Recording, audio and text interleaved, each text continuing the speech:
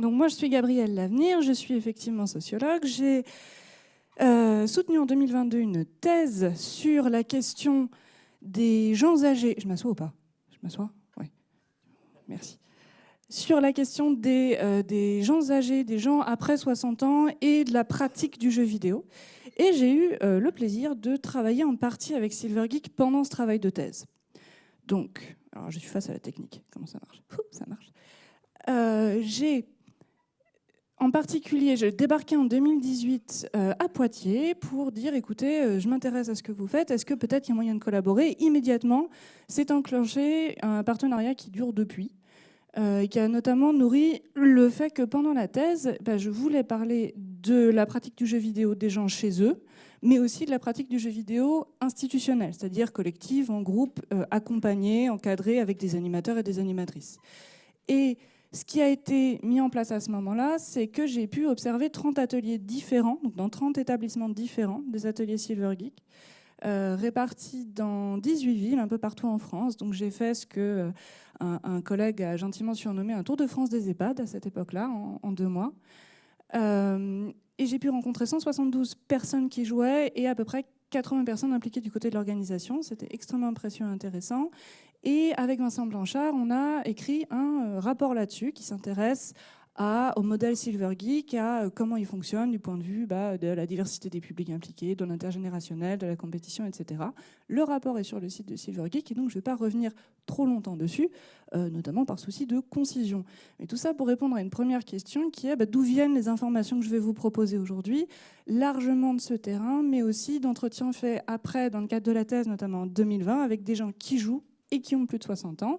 Et puis, il faut aussi savoir qu'il y a une littérature, notamment en Europe du Nord et en Amérique du Nord, où c'est des sujets qui sont beaucoup plus étudiés, notamment d'un point de vue sociologique, anthropologique, de la pratique. Je crois que c'est en 2018 qu'est apparu un texte qui est assez important pour mon petit pan de recherche, qui s'appelle le Manifeste gérontoludique, qui revendique et promeut une expérience du jeu vidéo pour les gens plus âgés, qui est aussi stimulante, intéressante et respectueuse de la diversité des personnes que possible. Tout ça étant posé, je vais vous parler de 4 choses. En fait, comme on va vite, je ne vais pas tellement vous donner des réponses, je vais vous donner des questions pour soutenir la réputation des sociologues insupportables. Mais l'idée, c'est que comme ça, vous verrez à quel genre de questions on peut espérer répondre avec les outils de la sociologie. Quitte à, évidemment, après, en discutant collectivement ou individuellement, revenir sur des choses plus nuancées. Donc la première grande question, celle que tout le monde m'a posée quand je parlais de mon sujet de thèse, c'est est-ce que les gens âgés jouent ?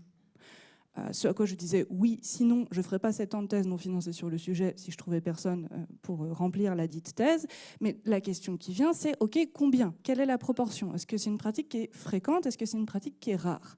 C'est horriblement compliqué de compter les gens qui jouent. Je pense que la plupart des gens ici, dans et hors du monde de la recherche, seront d'accord. C'est en fait pas si simple que ça d'avoir une idée précise, à date, de combien de personnes jouent. Donc évidemment, diviser tout ça par âge, c'est pas simple. Je pourrais vous donner des tas de stats. J'ai très envie de vous donner des tas de stats. Je ne le ferai pas. Il y en a juste une que je mets à l'écran parce qu'elle est très chouette. En fait, elle reprend 2 études qui sont vraiment solides méthodologiquement et qui comparent des données de 2018 dans la grande enquête sur les pratiques culturelles des Français et des Françaises du ministère de la Culture, et puis des données sur les 6 semaines du premier confinement de 2020. Et vous voyez que déjà, après 60 ans, il y a une pratique de jeux vidéo. C'est-à-dire que 17% des 60 ans et plus, en fait c'est énorme parce que les 60 ans et plus, c'est quasiment un tiers de la population française. Donc quand on compte effectivement en millions, ça fait du monde. Mais ce qui est particulièrement intéressant, c'est que pendant le confinement, cette proportion, elle a doublé. Et là, on parle de pratique occasionnelle du jeu vidéo, ça veut dire au moins quelques fois par an. Et c'est possible d'aller chercher des stats plus précises sur la pratique intensive, la pratique par genre. Mais déjà, pour répondre à cette question, est-ce que les gens âgés jouent ? La réponse est oui, beaucoup moins que d'autres classes d'âge, mais de plus en plus. Et il y a beaucoup une question d'opportunité qui joue.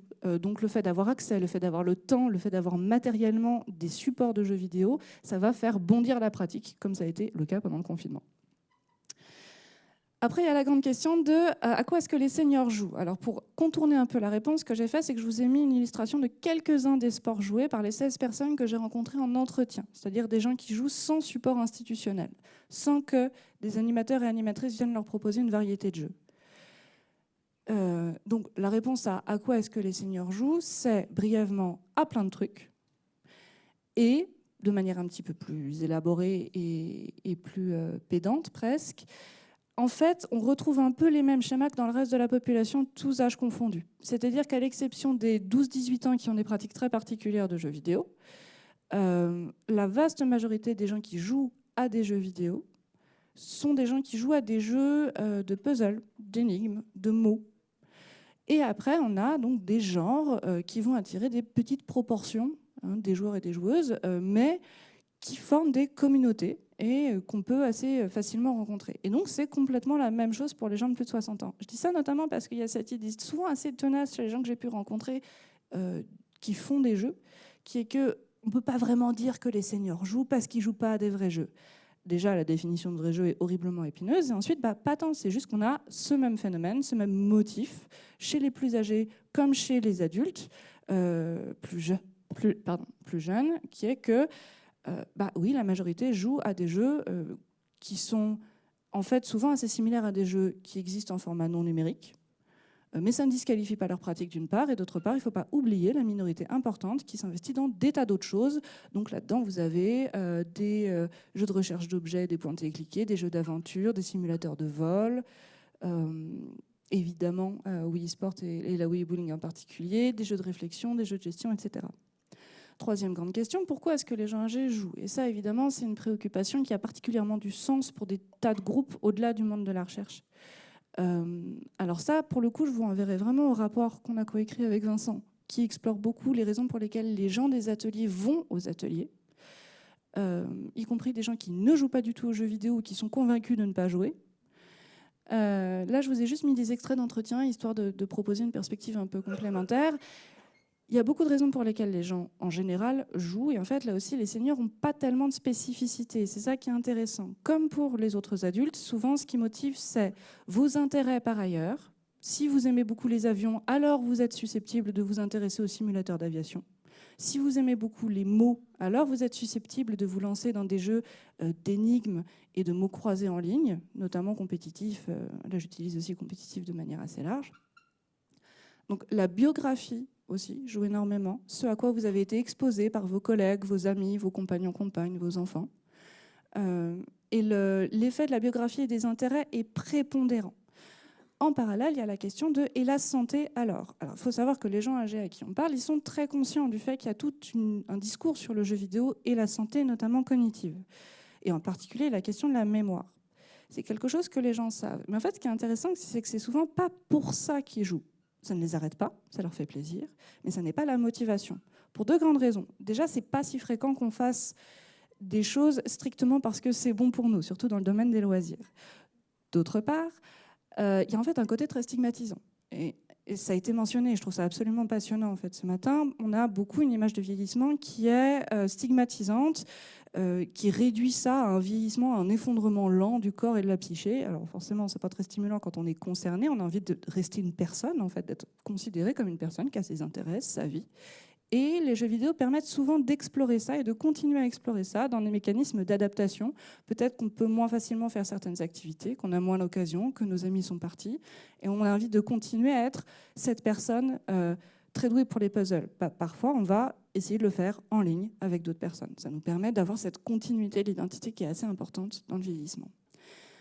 Et c'est aussi pour ça que, contrairement à d'autres initiatives, en fait, Silvergeek tient. C'est parce que Silvergeek ne va pas chercher les gens âgés en leur disant vieux croulant, venez donc entretenir votre cerveau, mais leur dit voici une activité amusante, on vous promet, venez tester. Et comme ça l'est effectivement pour pas mal de gens, il y a une partie des gens que ça n'intéresse pas, et c'est parfaitement normal, une partie des gens que ça intéresse et qui restent. Mais ce sont des espaces dans lesquels les gens ne sont pas réduits à une identité médicale de vieux. Et ça change tout. Et puis, la dernière question, qui est un peu une transition aussi, qui est la question de la temporalité. Parce qu'une autre question que pose Silvergeek, c'est est-ce que les gens qui viennent aux ateliers sont des gens déjà familiers avec le jeu vidéo, ou est-ce que ce sont des gens qui n'y connaissent rien et ont l'occasion de le découvrir. Et en fait, on trouve les deux profils. Là, j'ai mis quelques extraits donc, de gens que j'avais rencontrés. Quand est-ce qu'ils ont commencé à jouer ? Ce qui est important et intéressant, c'est que la retraite en particulier a un effet. Elle a un effet très fort sur les loisirs des gens, le temps disponible et la volonté de s'investir dans le collectif.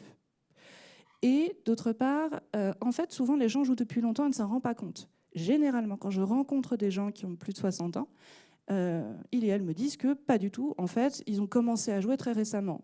Puis on pose des questions. Il s'avère qu'ils ont commencé à jouer dans les années 80. Mais ils ont des carrières de jeu qui sont extrêmement hachées, avec des périodes de jeu interrompues par des événements, typiquement l'arrivée d'un enfant, un déménagement, un nouveau métier, une rupture conjugale. Et ensuite, on recommence à jouer un autre genre sur une autre plateforme, puis on arrête, puis on recommence, puis on arrête.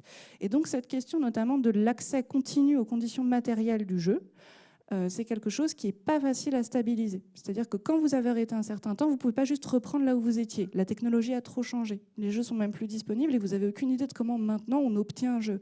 Est-ce que ça s'achète en boutique ? Est-ce que ça se télécharge ? C'est quoi ces histoires de clés ?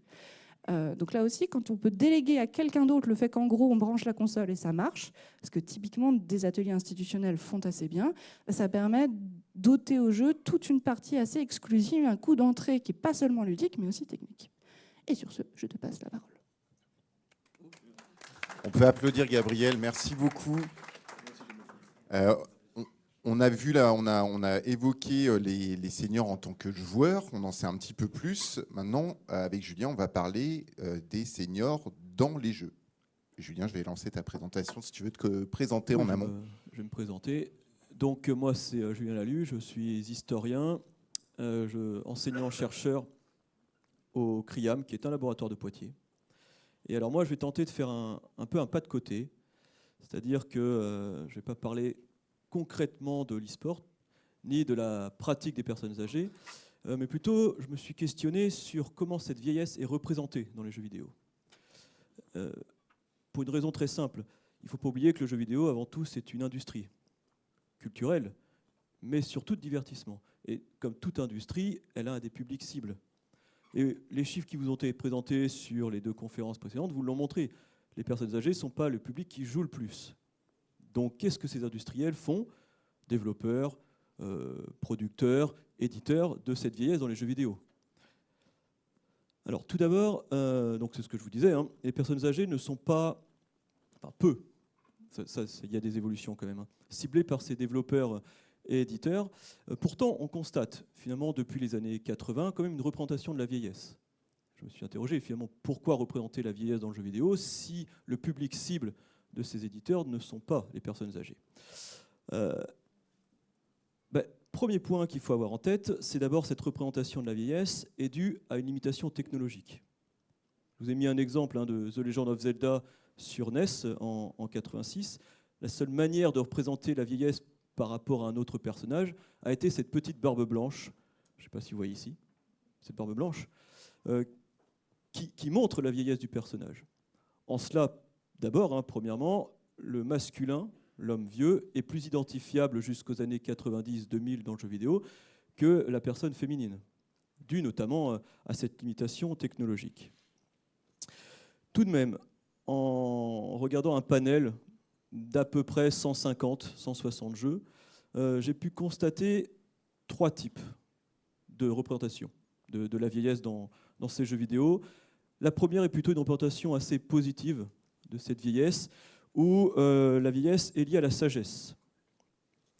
D'une manière globale, dans ces jeux-là, qui correspondent principalement à des jeux d'aventure, des RPG, des jeux de rôle, la personne âgée est une figure tutélaire, le maître du joueur, qui va apporter de la connaissance supplémentaire, soit qui va lancer la partie, c'est le cas par exemple ici dans Pokémon, on vous offre votre première créature, soit qui va vous donner un élément, un objet magique pour faire avancer l'aventure. C'est le cas de Barbelune ici, dans un très bon jeu que je vous conseille, Vaillant Petit Page, qui n'est pas sorti il y a très très longtemps. Donc la personne âgée dans ce contexte-là sert principalement à faire avancer l'aventure en vous distribuant, en vous donnant un pouvoir, un objet magique, mais reste toujours un peu à l'écart. C'est-à-dire qu'une fois qu'il est intervenu dans cette aventure, bon, il disparaît. C'est vraiment l'avatar du joueur qui reprend le truc. On retrouve finalement cette conception de la personne âgée dans la culture populaire d'une manière globale, culture contemporaine. Je vous ai mis à côté un exemple. Hein. Vous avez Obi-Wan Kenobi dans Star Wars, qui est là, hein, alors en retrait de plus en plus avec l'épisode 5 et 6, mais qui apporte une connaissance supplémentaire, qui est là véritablement pour guider quelqu'un. Pareil, hein, on peut remonter dans le temps. Gandalf ici, j'aurais pu prendre Merlin dans les légendes arthuriennes. On a ce personnage-là. Vous remarquerez que ce sont des hommes, pour l'instant. D'une manière globale, ce maître, il sert aussi dans le jeu vidéo comme un espèce d'intermédiaire entre l'univers du joueur, diégétique, hein, humain, et le divin. On le retrouve, hein, ce personnage âgé, qu'il soit maître ou pas, a souvent des pouvoirs psychiques, a souvent des pouvoirs mentaux, communique avec l'au-delà, ce qui rappelle en réalité, en tout cas ce qui peut faire référence à la culture des mémoires orales en histoire. Je vous ai mis, hein, les augures grecs, les druides dans la culture celte, voire le début des empereurs shinto, où vous aviez justement ces personnes âgées dans la société qui étaient là pour transmettre, qui étaient là comme tenant d'une culture ancestrale et qui transmettaient aux nouvelles générations. La personne âgée, dans une grande partie de ces jeux vidéo, sert à ça. Elle est cette vieille figure au centre du village, au centre de la cité, qui transmet quelque chose. Deuxième manière de représenter cette vieillesse, beaucoup moins positive, où là, la vieillesse est liée à la folie, ou en tout cas, où la personne âgée peut devenir antagoniste. Alors, je ne vais pas revenir sur la figure de la sorcière, qui a déjà été beaucoup traitée, notamment en littérature. Mais vous avez aussi cette représentation de la vieillesse où le trait physique est marqueur du mal. Dans le jeu, par exemple, Dishonored, pardon, non, c'est pas ça, là, dans le jeu Dishonored, hein, vous le voyez, hein, où la vieillesse est liée, pas seulement au mal-être, mais est liée aussi au mal, avec un M majuscule. Hein. Autre exemple que j'aime bien, c'est celui de Silent Hill, notamment Dahlia Gispal, qui, dans l'histoire, n'a en fait qu'une quarantaine d'années. Elle est censée avoir 40 ans, hein, une quarantaine d'années. Mais en réalité, au fur et à mesure de l'histoire, on voit que ses traits physiques se creusent. On voit qu'elle commence à mettre des habits un peu plus sombres, elle commence à mettre un voile beaucoup plus noir. Et finalement, sa descente dans le mal, parce que c'est ça son histoire, hein, sa descente physique dans le mal est liée à sa descente morale dans le mal. Et on va retrouver ça assez de caractéristiques, hein, finalement dans le jeu vidéo. D'autres exemples plutôt connus aussi, hein, c'est que alors que la personne âgée peut commencer dans le début de l'histoire comme quelqu'un de tout à fait sympathique, on remarque au fur et à mesure qu'elle peut devenir quelqu'un de méchant. 3 exemples. Vitalis, dans un jeu français, A Plague Tales, ici, qui représente l'autorité religieuse dans ce jeu-là, et qui, au fur et à mesure, s'enfonce aussi dans le mal. Je ne vais pas spoiler pour ceux qui feront le jeu. C'est la même chose, 2 exemples, hein, pour Sully de Uncharted et pour Werner dans Tomb Raider, où ici, ces 2 personnes âgées-là sont là pour guider le joueur au début de l'aventure. Puis au fur et à mesure de l'histoire, on se questionne. Sont-ils bons? Sont-ils mauvais? En fonction finalement du trait physique. C'est intéressant d'ailleurs lorsque le joueur, l'avatar du joueur se questionne sur le positionnement moral de leur maître. Vous avez toujours des angles de caméra, des lumières qui se posent, qui créent des espèces d'ombres, qui creusent le visage de ces personnages. Donc là, on est encore, hein, finalement dans les traits physiques vieillissants pour représenter le mal. Et deuxième part de ces personnages liés à la folie, vous avez le savant fou dans le jeu vidéo, alors qui existe aussi dans le cinéma, qui existe dans la littérature. C'est pas inhérent, tout ce que je vous dis n'est pas inhérent aux jeux vidéo, hein. On retrouve dans la culture contemporaine depuis très longtemps. Mais vous avez ces personnages-là représentant la folie. Alors eux, ils sont mauvais parce qu'ils sont mauvais. C'est-à-dire qu'ils sont mauvais dès leur création, dès leur naissance. Il n'y a pas véritablement de remise en question. Et qui, moi, m'ont fait rappeler finalement à cette photo, hein, d'Albert Einstein, où vous avez ses cheveux ébouriffés, vous avez cette langue tirée qu'on retrouve un peu, hein, ici, qu'on retrouve chez Neocortex dans Crash Bandicoot. Non pas que Einstein était profondément méchant, hein, ça n'a rien à voir, mais il y a cette cette référence culturelle qui parle à tout le monde. Effectivement, j'ai fait un petit peu sondage autour de moi, et lorsque je leur montre cette photo-là, bizarrement, tout de suite, ça fait référence à Einstein. Troisième typologie de cette représentation de la vieillesse, c'est finalement les jeux où on peut incarner cette vieillesse. Ils sont rares, mais il en existe. Et il y en a de plus en plus. Deux exemples qui, moi, m'ont intéressé. D'abord, la série des Metal Gear Solid, et puis ensuite des God of War. Ce qui était intéressant avec ces deux séries, c'est que les joueurs et les joueuses ont connu ces personnages jeunes. Et au fur et à mesure des années et des nouveaux opus, ces personnages ont vieilli. Ça permettait aussi de comparer comment ces personnages étaient dans les premières générations de jeux, quelles ont été leurs caractéristiques, et comment finalement ils sont représentés aujourd'hui. Et ce qu'on peut remarquer pour les développeurs, c'est que la vieillesse a deux impacts sur le jeu. Premièrement, il va influencer le gameplay. Par exemple, pour Metal Gear Solid, donc le gameplay, c'est la façon de jouer, la manière de jouer. Lorsque le personnage devient âgé, ses mouvements sont beaucoup plus lents, sont beaucoup plus ténus. Mais à l'inverse, le joueur sera beaucoup plus discret. Le personnage aura beaucoup plus d'expérience, donc il se fera beaucoup moins repérer dans ses parties d'infiltration. C'est-à-dire que les développeurs ont tenté, avec l'âge, de montrer le gain d'expérience du personnage. Assez intéressant. Et deuxième partie, avec Kratos, dans God of War, on remarque que le caractère du personnage a évolué entre les débuts, où il est assez jeune, et les derniers opus. Autant lorsqu'il était beaucoup plus jeune, il était très fougue, il pouvait détruire des villages entiers, des villes, mettre le feu partout. Lorsqu'il est âgé, qu'il est père aussi, il devient beaucoup plus sage, beaucoup plus posé, beaucoup plus réfléchi, ce qui rompt avec finalement ce qui était au début. Et là aussi, les développeurs ont tenté de montrer finalement ce que la vieillesse pouvait apporter, c'est-à-dire le gain d'expérience, le gain de maturité. Et je terminerai, vu qu'il ne me reste plus beaucoup de temps, rapidement, avec une particularité des jeux de combat, où vous avez finalement la vieillesse qui est représentée avec ces trois typologies en même temps. Le méchant, que vous avez ici, par exemple dans Tekken, Hayashi Mishima, qui reprend encore cette caractéristique des cheveux blancs hirsutes qu'on avait vu tout à l'heure, le méchant, comme le fou. Vous avez ici le sage, première typologie, celui qui gagne de l'expérience, toujours avec cette grande barbe blanche, Merlin, Gandalf, par exemple.